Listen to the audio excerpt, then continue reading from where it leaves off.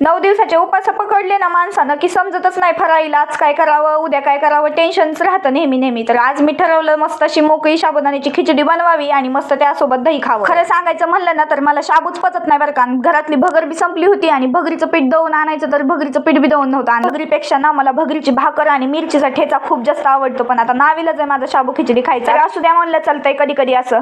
तर चला आज मी मस्त अशी बनवते मोकळी सुटसुटी तशी मस्त शाबूची खिचडी. शाबूची खिचडी बनवण्यासाठी अगोदर शाबू भिजत घातला होता आणि शाबू छान असा मोकळा सुटसुटीत भिजला. त्यानंतर बटाटा आणि मिरची कापून घेतली. शेंगदाणे पण घेतलेत. आता भाजायला शेंगदाणे भाजून घेऊ. वाटीभर शेंगदाणे घेतलेत बघा कढईमध्ये. इकडे शेंगदाणे पण चांगले भाजून घेतलेत. आता शेंगदाणे गार होऊस तर फोडणी देते आता शाबूला. कढईमध्ये 2 पै तेल घातलं. त्याच्यामध्ये लगेचच बारीक कट केलेल्या 2-3 मिरच्या घालून घेतल्यात आणि एक मोठं मीडियम आकाराचं बटाटा कापून घातलं होतं. आता चांगलं बटाटा आपण परतून घेऊयात याला. तर आता बघा शेंगदाणे गार व्हायला ठेवले होते ते शेंगदाणे चांगले मिक्सर मध्ये मोठं कुट, जास्त बारीक बी नाही मोठं बी नाही मीडियम असं कुट काढून घेतलं.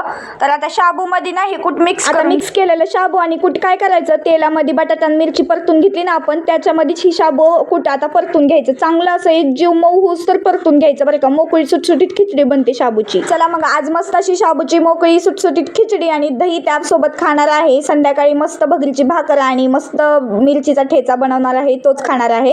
आज संध्याकाळी मी नक्की भगरीचं पीठ दळून आणणार आहे. या तुम्ही पण फराळ करायला मंडळी. मी पण मस्त अशी फराळ करणार आहे. शाबूची खिचडी आणि दही खाणार आहे. व्हिडिओ आजचा कसा वाटलाय नक्की कॉमेंट करा. आवडला असेल तर लाईक शेअर सबस्क्राईब नक्की करा. धन्यवाद.